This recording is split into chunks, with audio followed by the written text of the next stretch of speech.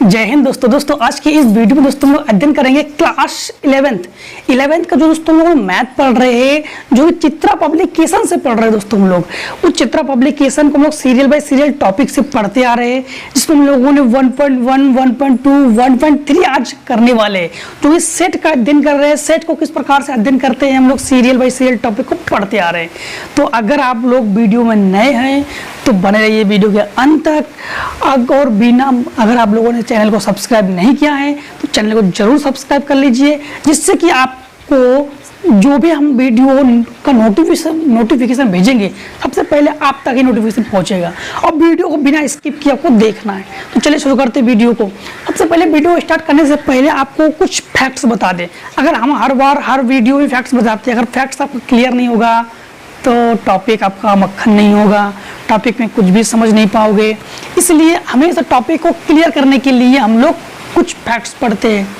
Facts number 1 हमारे पास देखिए, हम लोग पढ़ेंगे उप समुच्चय किसे कहते हैं। उप समुच्चय को अंग्रेजी में सबसेट कहते हैं। सबसेट। अगर हमारे पास ए में भी अवयव दिया गया है, बी में भी अवयव है, ए में भी अवयव है, बी में भी अवयव है, ए का सारा अवयव बी में हो, बी का सारा अवयव ए में हो ना हो, कोई उसका वैल्यू नहीं होता है। ए का सारा अवयव अगर बी में है तो उसे हम लोग उपसमुच्चय कहते हैं। क्या कहते हैं? उपसमुच्चय। क्लियर? उपसमुच्चय को ऐसे लिखेंगे, इसको अंग्रेजी में सबसेट कहते हैं। और ए का सारा अवयव अगर बी में ना हो, देखिए ए बी सी डी है कि नहीं, ये बी वाले इसमें हो ना हो कोई उससे मतलब नहीं है। ए का सारा अवयव बी में होना चाहिए। इसमें तो ए बी सी डी, तो डी तक तो है, ई और एफ नहीं है, तो ए का सारा अवयव बी में नहीं है तो उपसमुच्चय नहीं है। ए का सारा अवयव बी में होना चाहिए। हाँ, ऐसे कह सकते हैं बी ए का उपसमुच्चय है, इसको कहेंगे ए बी का उपसमुच्चय है, और इसको कहेंगे बी ए का उपसमुच्चय है। इसको हम लोग ऐसे कह सकते हैं, कैसे कि बी ए का उपसमुच्चय है, ऐसे कह सकते हैं उसको। ठीक है। उचित उपसमुच्चय था अधिसमुच्चय, जिसको अंग्रेजी पावर सेट एंड सुपरसेट भी कहते हैं। उचित उपसमुच्चय किसे कहते हैं? जैसे कि ए का सारा अवयव बी में हो तो हमारे पास उपसमुच्चय कहेंगे। बी के कोई ऐसा अवयव, बी का कोई एक ऐसा अवयव जो ए में ना हो, उसे कहते हैं हम लोग उचित उपसमुच्चय। ए बी का उचित उपसमुच्चय है, बी के कोई एक ऐसा अवयव जो ए में ना हो। जैसे इस वाले में देखिए, इस वाले में बी का 2 अवयव ए में नहीं है, तो हम लोग कहेंगे कि यहाँ पर जो ए है ना, यहाँ पर ए जो है वो बी का उचित उपसमुच्चय है, क्योंकि बी के एक अवयव ऐसा होना चाहिए, 1 हो 2 हो 3 हो, ऐसा अवयव जो ए में ना हो तो वो उचित भी कहलाता है। क्या कहलाता है? उचित। किंतु उचित को हम लोग ऐसे दिखाएंगे, हम लोग उपसमुच्चय को ऐसे दिखाएंगे, उचित उपसमुच्चय को ऐसे दिखाएंगे। और अगर हमारे पास, ध्यान देना, उसी का अधिसमुच्चय कैसे दिखाएंगे? अधिसमुच्चय को बी, अधिसमुच्चय ए, इसको ऐसे दिखाएंगे। मतलब बी का एक ही एग्जाम्पल है और तीनों टॉपिक क्लियर। बी में एक ऐसा अवयव जो ए में ना हो, उसे उपसमुच्चय भी कहते हैं, अधिसमुच्चय भी कहते हैं, उचित उपसमुच्चय भी कहते हैं। लिखने का तरीका अलग अलग है। उचित को ऐसे लिखोगे, अधि को ऐसे लिखोगे, और उपसमुच्चय को ऐसे लिखोगे। हालांकि ये उपसमुच्चय के 2 पार्ट्स हैं। उपसमुच्चय को ऐसे लिखोगे, उचित उपसमुच्चय को ऐसे लिखोगे, और अधि उपसमुच्चय को ऐसे लिखोगे। क्लियर? अब आता है उपसमुच्चयों की संख्या जब समुच्चय परिमित हो। परिमित हमने पढ़ा दिया आपको। जब परिमित हो तो उस समय संख्या को लिखते 2 की घात n, और जब n अवयवों की संख्या हो, मतलब बहुत सारे अवयव हो, तो उस समय हम लोग लिखेंगे 2 की घात n-1। क्लियर? अब आते हैं टॉपिक पे आपका। देखिए टॉपिक क्या है। टॉपिक है 1.3, निम्नलिखित प्रत्येक को संकेत रूप में लिखिए। संकेत का मतलब होता है चिन्ह से दर्शाइए। ए, पहला क्वेश्चन क्या है? ए समुच्चय बी का अधिसमुच्चय है, ए बी का अधिसमुच्चय है। तो क्वेश्चन नंबर पहला है ए बी का अधिसमुच्चय। तो अधिसमुच्चय को हम लोग कैसे दिखाते हैं? ऐसे दिखाते हैं। तो ए बी का अधिसमुच्चय है तो हम लोग कैसे दिखाएंगे? यहाँ पर बी ए का आदि समुच्चय है, अब की बार ए बी का आदि समुच्चय है, तो ए आदि समुच्चय बी ये हो गया। इसमें क्या है, बी ए का आदि समुच्चय है, नाम पढ़ने में अलग होता है, बी ए का आदि समुच्चय है और इसको पढ़ेंगे ए बी का आदि समुच्चय है। इसके बाद देखिए इसका बी पार्ट, ए समुच्चय बी का उप समुच्चय है, तो इसको तो आप लोग ऐसे कर लोगे, ए पार्ट बी पार्ट में उप समुच्चय को ऐसे दर्शाते हैं और ये आंसर हो गया। सी पार्ट, सी पार्ट में समुच्चय ए समुच्चय बी का उचित समुच्चय है, उचित को हम लोग कैसे दर्शाते हैं, इसे दर्शाते हैं, तो इसको आसानी से आप लोग इससे दर्शा देना, और क्लियर हो गया फर्स्ट पार्ट। अब देखिए दूसरा, ए बराबर हमारे पास दिया गया है A B C D E F, B बराबर B C G H, C बराबर बी सी, तीन समुच्चय है, तो निम्नलिखित कथनों में तारांकित स्थानों को यानी ये लिखा गया है उचित उपसमुच्चय तथा उचित उपसमुच्चय प्रतीक द्वारा भरिए। अब ध्यान देना, पहले में हमारे पास क्या दिया गया, ए बराबर लिख लेते हैं, ए बराबर हमारे पास क्या है, ए बराबर है A B C D E F, A B C D E F, और बी बराबर हमारे पास क्या है, B C G H, B C G H, और सी बराबर हमारे पास क्या है, सी बराबर हमारे पास है बी सी। अब हमें बताना है कौन सा हमारे पास उचित समुच्चय है, कौन सा उचित समुच्चय नहीं है, कौन सा उचित समुच्चय है और कौन सा उचित समुच्चय नहीं है।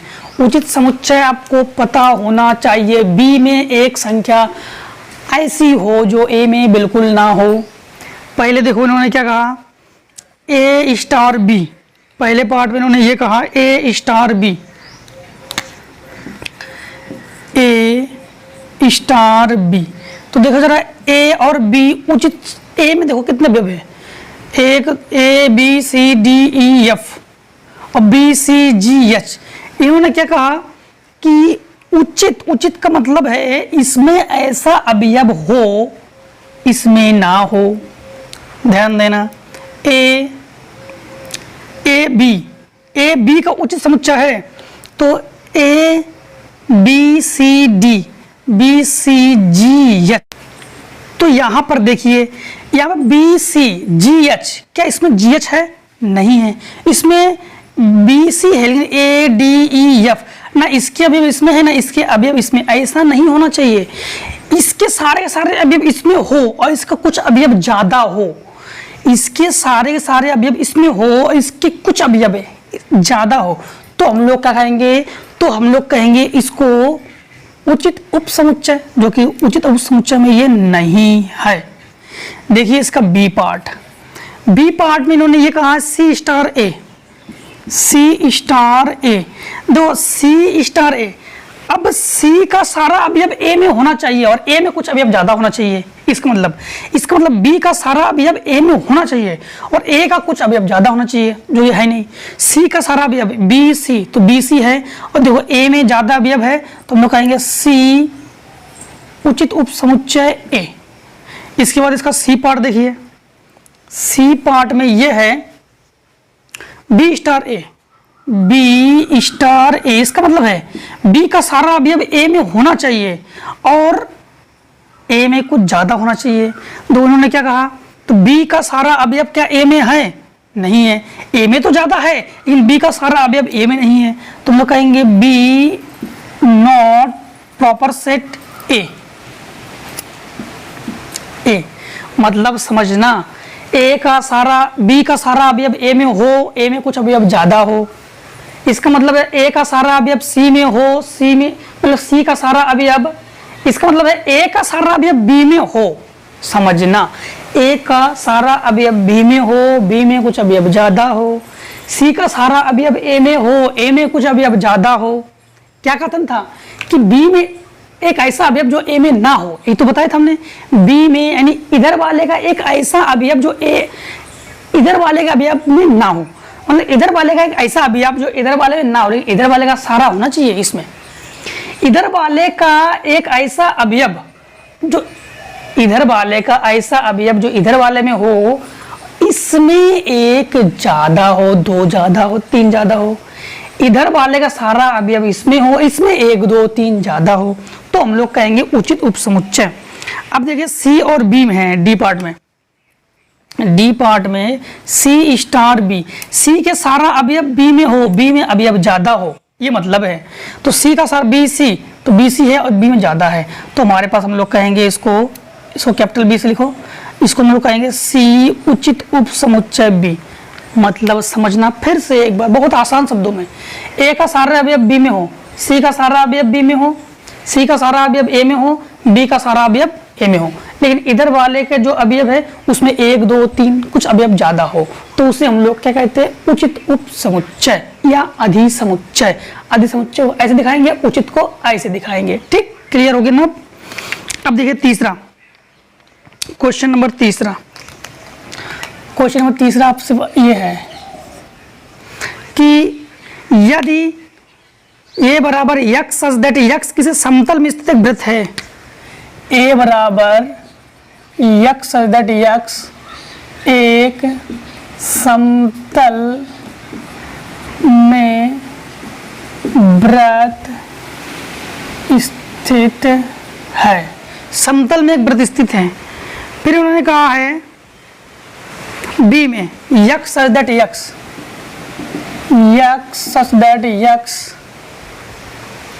उसी समतल में स्थित 5 इकाई त्रिज्या का एक वृत्त है, उसी समतल में स्थित 5 त्रिज्या इकाई का एक वृत्त है। इन्होंने ये कहा है, तो बताइए कि ए उचित समुच्चय बी और बी उचित उपसमुच्चय ए, उचित उपसमुच्चय ए में से कौन सा कथन सत्य है, स्पष्टीकरण भी दीजिए। कौन सा कथन सत्य है? अब ध्यान देना, इन्होंने क्या कहा कि एक समतल में वृत्त स्थित है, समतल में वृत्त स्थित, तो ए में क्या कहा गया, देखो ए में क्या है, समतल में वृत्त। बी में क्या कहा गया, देखो उसी समतल में स्थित 5 त्रिज्या इकाई का एक वृत्त, उसी समतल में 5 त्रिज्या उसी समतल में 5 त्रिज्या इकाई का एक वृत्त। अब समझना कौन सा कथन सत्य है इसमें। इन्होंने ये कहा, ये क्या है, उचित उपसमुच्चय। ए का सारा अवयव बी में हो, बी में एक अवयव ज्यादा हो, इसका मतलब ये है। बी का सारा अवयव ए में हो, ए का एक अवयव ज्यादा हो। इन्होंने ये कहा, इन्होंने क्या कहा, समतल में वृत्त। अब समतल में कितने वृत्त, समतल में इन्होंने कोई गिनती की बात नहीं कही है कि समतल में एक वृत्त, देख लेते हैं समतल में स्थित एक वृत्त, हाँ समतल में स्थित एक वृत्त है, समतल में स्थित एक वृत्त, हाँ एक ही समतल में, इस समतल में स्थित यहाँ पे लिख लेना आप लोग, एक वृत्त।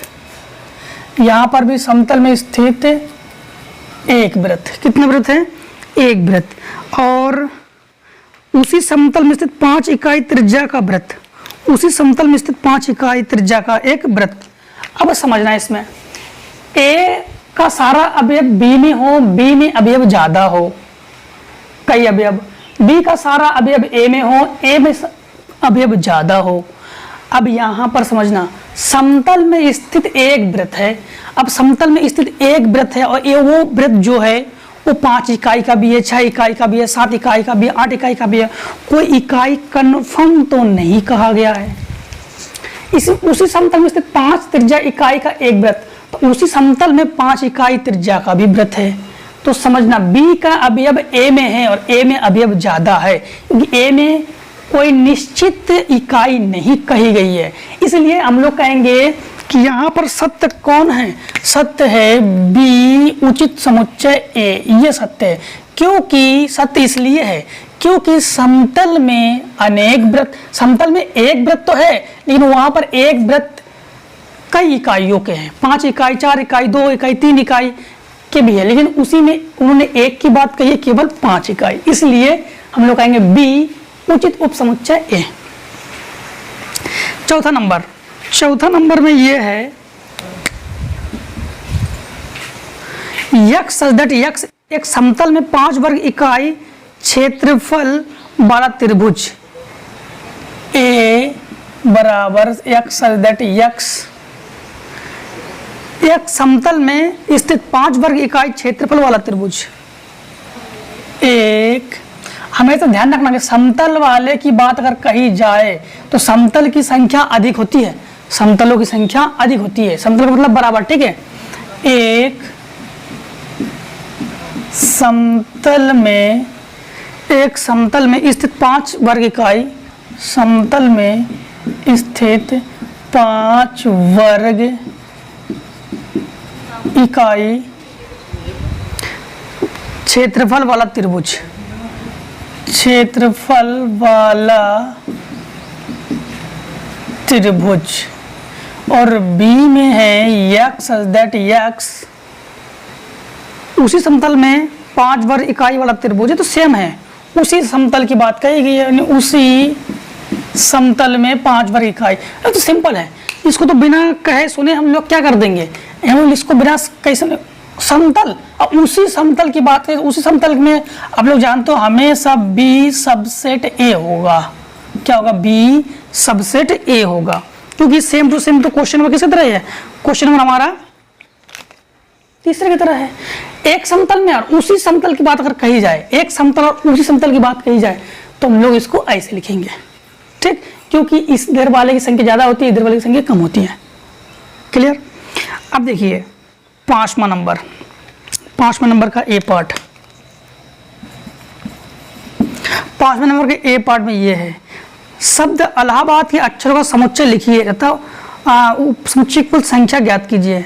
समुच्चय भी लिखना है, इलाहाबाद तो इलाहाबाद, ये हो गया इलाहाबाद। अब समुच्चय लिखना है इसका, जब समुच्चय लिखते हैं तो समुच्चय को एक बार लिखेंगे हम लोग, एक बार, मतलब जब समुच्चय लिखेंगे तो समुच्चय को सिंगल लिखा आता है, तो ए लिखेंगे, बी लिखेंगे, ए लिखेंगे, ए चाहे कई बार हो एक ही बार लिखेंगे, बी लिखेंगे, बी चाहे कई बार हो, फिर डी लिखेंगे, तो ए बी डी और एच और यल, एच और यल क्रम से लिख लिया हमने, ए बी डी एच यल। अब n बराबर क्या है, n बराबर होगा 1 2 3 4 5, तो n मतलब अवयवों की संख्या।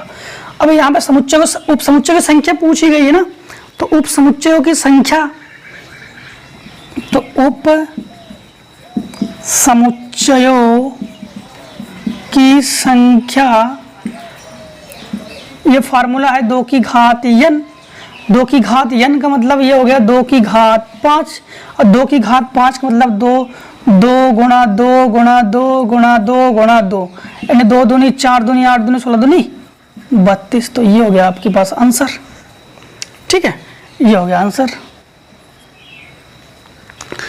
अब देखिए 5वें का बी पार्ट तो आप लोग कर लोगे, वही इलाहाबाद अक्षरों, वही क्या लिखा गया शब्द, इलाहाबाद के अक्षरों से बने समुच्चय के सभी उचित उप समुच्चयों की संख्या।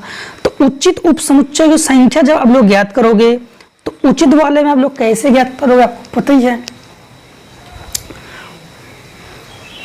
उचित वाले के लिए फार्मूला हमने क्या बताया था, 2 की घात n माइनस या 1 कर देना, आप लोग आसानी से इसको कर लोगे जब n अवयवों की संख्या हो, ठीक है।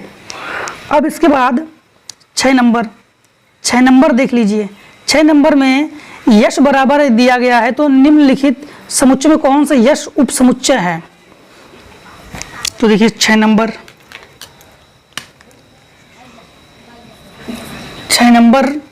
में ये है यश बराबर 1 3 5 7 9 11 13, यश बराबर 1 3 5 7 9 11 13 ये है।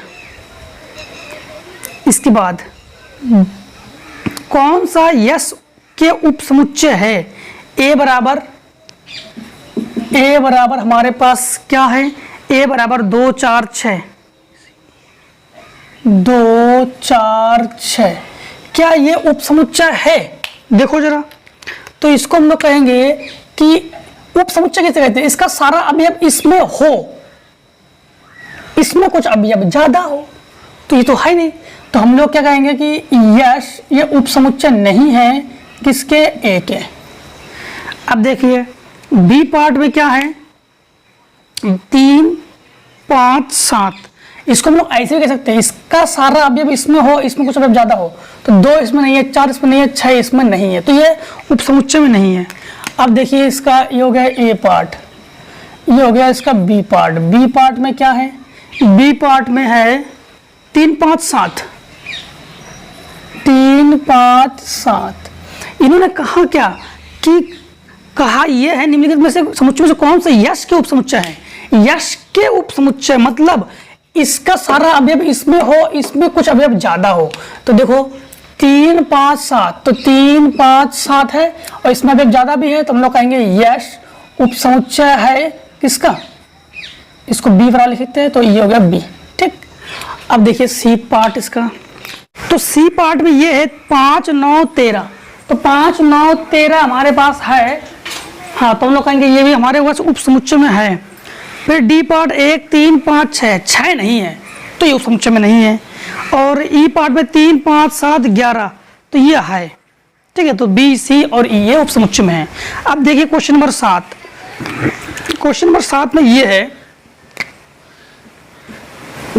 कि उपसमुच्चय ज्ञात करना में, तो 2 और 3, तो उपसमुच्चय कैसे ज्ञात करेंगे हम लोग? उपसमुच्चय में सबसे पहले यहाँ पर देखो जरा n का मान क्या है, मतलब अवयवों की संख्या क्या है, तो हम लोग कहेंगे n बराबर 2, तो फार्मूला होता है 2 की घात n, अर्थात हम लोग कहेंगे 2 की घात 2 मतलब 4। तो कितने अवयव है? 4 अवयव हम लोग उसको बनाएंगे। तो पहला अवयव हम लोग हमेशा 5 से लिखते हैं, दूसरा अवयव इसको सिंगल लिखेंगे 2, फिर तीसरे में 3 लिखेंगे इस 3 को, और चौथे में दोनों को लिखेंगे 2 और 3 को, 1 2 3 4। इसे हम लोग कहते हैं उपसमुच्चय। क्या कहते हैं इसको? उपसमुच्चय। ठीक। इसका बी पार्ट क्या है? देखो बी पार्ट में ये है कि 4 5 6। इसमें n का मान क्या है?